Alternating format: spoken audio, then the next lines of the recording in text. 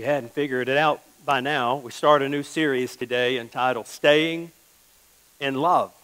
And let me just preference this by saying, first of all, how many of you are married, been married, or thinking about getting married, or know someone who's married?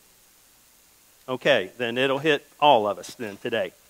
This is really relationship stuff for any relationship, but we're focusing primarily on marriage relationships today. You know, I remember as I was going through this stuff and getting ready for this series, I remember the first time I saw my wife. It was on a Sunday morning, an Easter Sunday morning. She slipped in, sat on the back row of the church where I was working, and when she did, I was up front. I think I was leading a song or something, and when she walked in, I about forgot the words to my song. I just was captivated by her. And you've heard the old saying, you know, you fell in love at first sight. I fell in love at first sight. And I fell hard in love first time I saw her, and she fell for me eventually. And but it was one of those moments, you know, one of those moments that you just fall in love. People fall in love every single day. It really requires about 10 seconds to fall in love. I mean, about 10 seconds, and if you have a pulse, you know, if you've got a pulse, then you can fall in love. It's interesting, there's over 1,500 organizations in this country that if you will send them money and send them a profile of yourself, then they will match you up with somebody with a similar profile in hopes that the two of you will fall in love. You may not believe this, I know, but it's never been easier to fall in love than it is today. It's never been easier to connect with a broader number of people because we have the media now, we have social media, we have social networking, we have all this stuff going on. In fact, about 3 weeks ago, I was sitting in my office, I got an email that popped up from a name, I didn't recognize it, I clicked on the email, and there was a Russian lady who was asking me to marry her. Really, I promise you. I opened it and it said, hey, my name is blah, blah, blah, whatever it was. And she said, I wanted to know if you would marry me. If you don't respond, I will take that as a no. Really. It's never been easier to connect. It's never been easier to fall in love. But I would argue, and I'm sure a lot of you would agree, it's never been easier to fall in love, but it's never been harder to stay in love. Never been harder to stay in love, yet that's what we all want, isn't it? That's what we all desire, is we want to stay in love. We want to, you know, we want to experience life with you, and we want to start with you, and we want to finish with you, and have all the moments and memories in between. We all want that. So the question that I want to propose to you this morning is simply this. The question is it still possible for people to stay in love forever? Is that possible? Is it possible for two people to stay happily in love forever? We call it everlasting. You know, isn't that the dream? Isn't that the ideal we have when we go into a relationship? Is, oh, this will be love everlasting.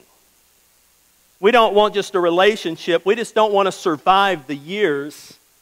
We want it to be more than that. We want it to be more than that. So, but a part of the reason that we have trouble staying in love happily ever after is because of what we've seen growing up. Get my right card up here. Seeing growing up. It's what we've seen and what we've felt growing up. Some of you in the room this morning, you grew up with Ward and June Cleaver. Anybody remember them? Or you may have grown up with Howard and Marion Cunningham and Happy Days, or Ricky Ricardo and I Love Lucy. You may have grown up with the Brady Bunch, you know, and that was your ideal of marriage and family, or the Waltons or the Ingalls or Full House, and we've gone full spectrum now, and maybe your idea of love and marriage is defined by the Osbournes or the Kardashians. I don't know. We've seen a full string of spectrum of love and marriage and family portrayed right in front of us, right in our living rooms. And then we have what was modeled in our own homes. Some of you had great role models and parents who were in love with each other and who did the happily ever after. Some of you had that role model. Others had less than role models like that. And some of you, you came from dysfunctional homes. I've met many people who don't know what a healthy relationship, a healthy marriage feels like or looks like. So we move from relationship and we recreate what we've seen and what we've heard and what we've felt growing up. We try to recreate that. And if what you saw was do unto others as they deserve to be done unto, or do unto others as they do unto you, or do unto others as your mood would have it, or do unto others to get them to see things your way, or do unto others until you wear them down and get your way, or maybe it was do unto others until you're ready to leave. If that's what you saw growing up, then these became your unwritten rules for relationships. And for many, what you felt and you saw was anything but unconditional love. So we go into a relationship thinking, I've been malnourished in terms of love and affection, so I'm going to squeeze it out of you and you're going to squeeze it out of me. And then we wonder why we lose the attractiveness to each other. And suddenly we find ourselves singing a sad song, usually a sad country song. But we find ourselves living out the lyrics to a song, something like this: you never close your eyes anymore when I kiss your lips, and there's no tenderness like before at your fingertips. You're trying hard not to show it, baby, but baby, baby, I know it. You've lost that loving feeling. Whoa, that loving feeling. You've lost that loving feeling. Now it's gone, gone, gone. Is that not enough? I'll give you the second verse. Now there's no welcome look in your eyes when I reach for you. And now you're starting to criticize little things I do. It makes me feel like crying, baby, because, baby, something in you's dying. You've lost that loving feeling. Whoa, that loving feeling. You've lost that loving feeling. Now it's gone, gone, gone. Is it possible for two people to stay in love happily ever after? In Hallmark movies, definitely yes. Always. But what about real life? What about real life? I believe the answer to this question is yes, but it's harder than it's ever been. Second reason that it makes it so hard for us is that our culture, it's hard to stay happily ever after in the culture that we live in. Our culture has a low threshold for relational pain, which means if it hurts too bad, we decide to get out, right? We decide, hey, I'm done with this. Gone are the days where we say, I do, and I do means I do, and I'm going to do and keep doing until you like it or not, or whether you do it or not, I still say I do. And we've kind of lost that. Plus our culture, the message you and I get every single day is if you're not happy in your current relationship, it's because you're with the wrong person. You chose poorly. You need to re-choose. You need to reboot. You need to get out. You need to start over. And you keep looking and looking and moving from relationship to relationship until eventually you find that soulmate. But if you've asked people who've been married, say 20 plus years, you'll find that there were times in their relationship when they said, 10 years, 5 years, 8 years, 16 years into it, there was a time that I thought, I wonder if I married the right person. But what you'll also hear from them is this: but I decided that the person I chose was going to be the right person, and I'm so glad that we chose to work through these times together. You see, the key to staying in love is not finding the right person, but is finding someone who's committed to becoming the right person while you work on becoming the right person. I tell couples this all the time in counseling. It's not about fixing the other person. It's about fixing ourselves. About us becoming the right person. They did a study years ago, and they discovered this. They said that this study has shown that for a heart and a soul to be healthy, they need these basic elements. They need respect. They need encouragement. They need comfort, security, support, acceptance, approval, appreciation, attention, and affection. So we go into relationships looking for and expecting and craving these kind of things in our relationship. And our partner also comes into the relationship craving and expecting these things. And the less of these things that we've got growing up, the stronger our desires are once we're grown to have these things. And it creates this problem. The problem, I'll get it in a second. Here we go. The problem is that you can't give what you don't have, but we'll take what we need.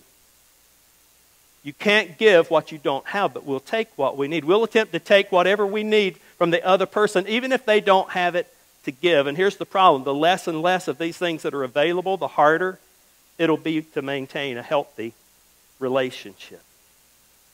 Relationships that last are relationships where everyone is given as much as possible and requiring as little as possible. If I've heard this once, I've heard it 1,000 times. Couples come in and they're coming in and we're trying to work through stuff, and they'll say, now marriage is a 50-50 thing. You know, I give, but they got to give. And it's a 50-50 thing. If you're going into a relationship thinking it's 50-50 thing, the relationship is done.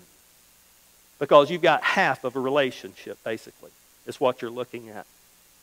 We give without wanting to get back. It's doomed. If she's needy, we're needy, and we get together and we want to get our needs met, then we're with the wrong person. And it's interesting because Jesus was speaking into this one day.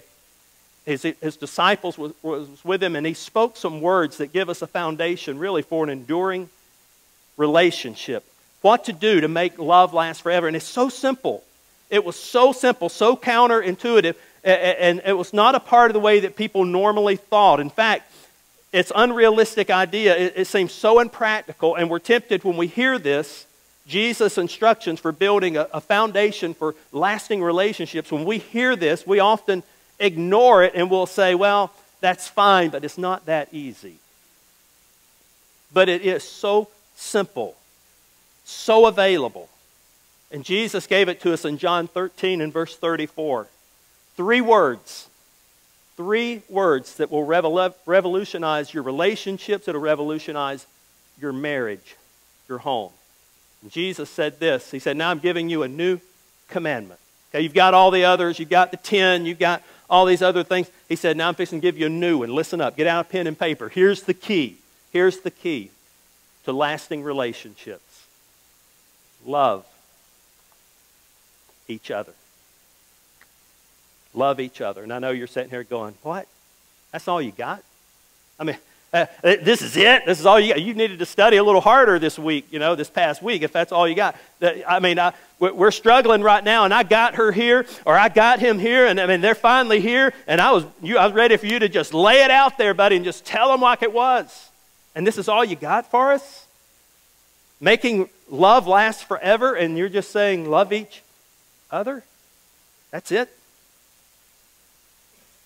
See, what Jesus did is he took a word that we normally use as a noun, love,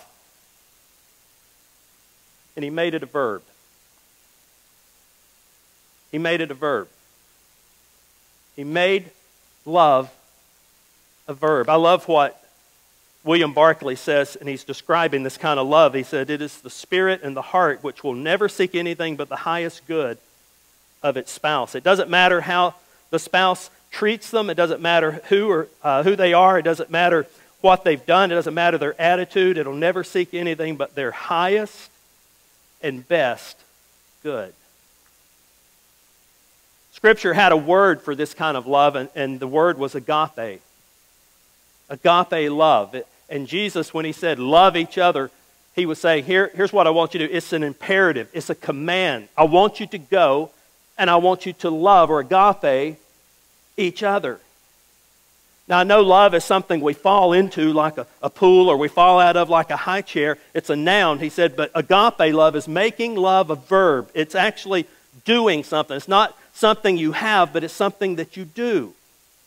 If your relationship started off with feelings, like mine did, and I'm sure most of yours did. We had that feeling. We saw them. We saw him. And man, there was that feeling inside of us, and we got all emotional, and the butterflies and the goosebumps and all that. There was a feeling when it started off. Then the feelings went away, and now we're trying to get the feelings back. And we think the only way to get the feelings back is to meet someone new.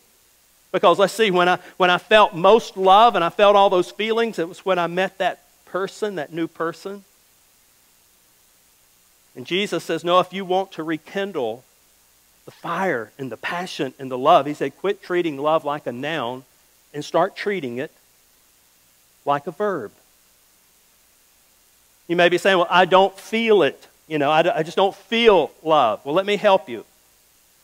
You got to do it before you feel it.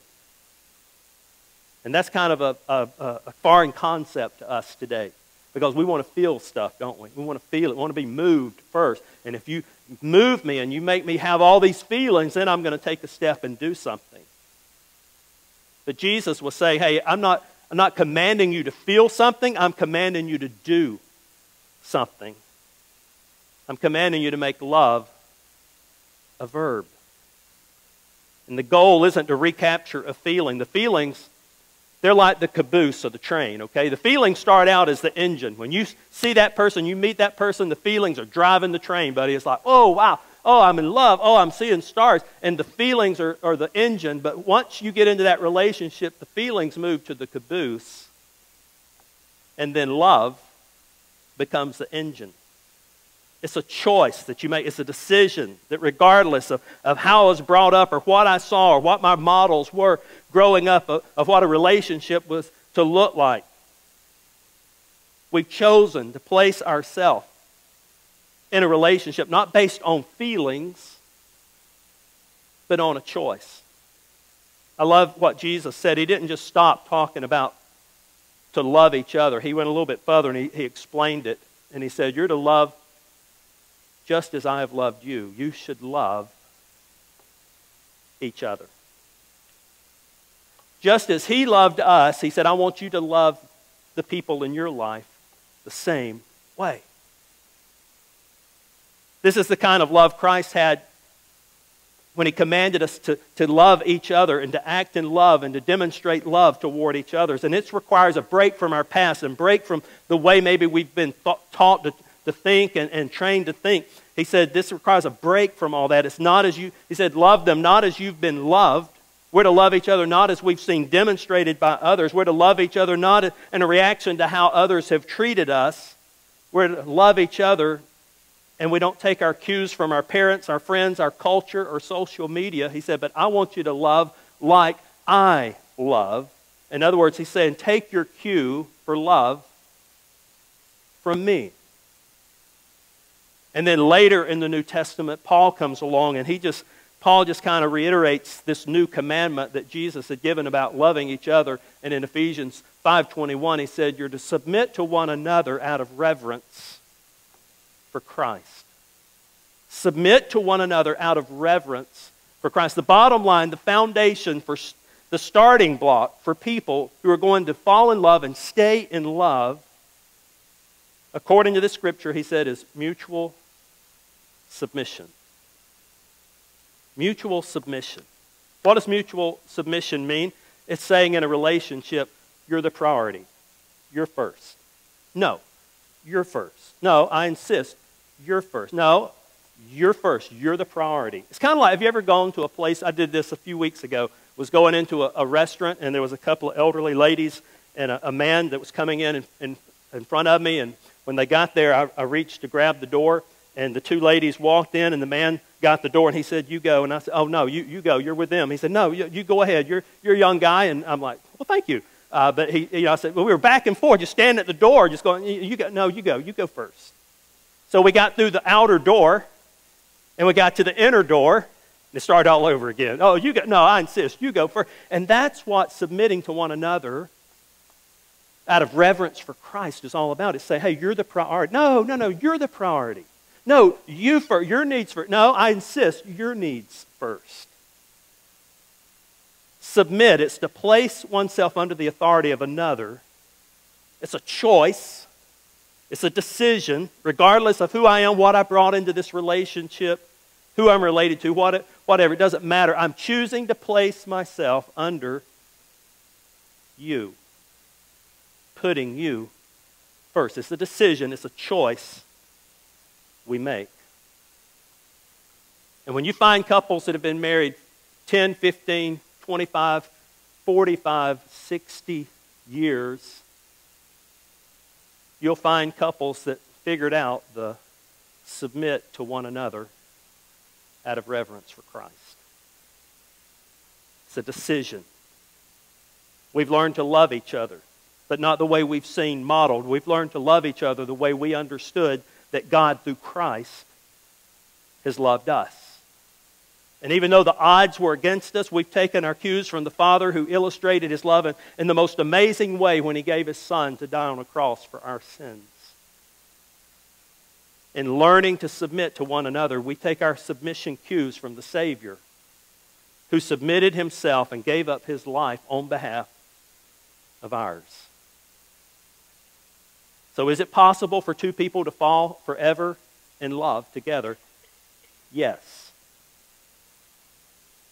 But it doesn't happen because they really fell in love at an early part in their relationship. It happens because they're making love a verb. By loving one another, taking your cue from the one who loved us and gave Himself for us. You fall in love, but you stay in love through mutual submission, submitting to one another daily. Not because it's some big emotional thing, because feelings come and go. How many know that there's some days, and we're in church, so you got to be honest. How many knows there's some days that you just don't feel it in your marriage, huh? I saw two honest hands go up. Okay, next week we're going to talk about not telling the truth. But you don't feel it always, do you? There's some days I'm madly in love, and then there's just some days I'm mad. You just don't feel it all the time. And he says here that it's not a feeling, it's a decision, it's a choice that you make. It's a choice to say, hey, I'm going to put you first. I'm going to put you first. I'm going to make you the priority. This is so different than you got something I need, baby, so we need to get together. It's so different than that. And it's risky because you're likely to be taken advantage of. Yeah, that's true. But it's the best option if you want a relationship that will last. I'm going to get what I need from you while I can get it. Approach, it doesn't work. It never has, it never will. Doesn't mean you want to stay together. It just means the fire will burn out, the passion will be gone, and you'll be two strangers living in a house. And in our culture, people don't stay miserable for long, do they? If they're uncomfortable in our culture, people will change. They'll do something. They'll go looking. It only works when both parties embrace this. And let me just say this to singles. To singles, don't marry someone who doesn't understand this. Don't marry someone who doesn't understand this whole love, the decision, making love a verb, and mutual submission. If they don't understand it, don't bother. Don't waste your time dating them. Don't waste your time marrying them.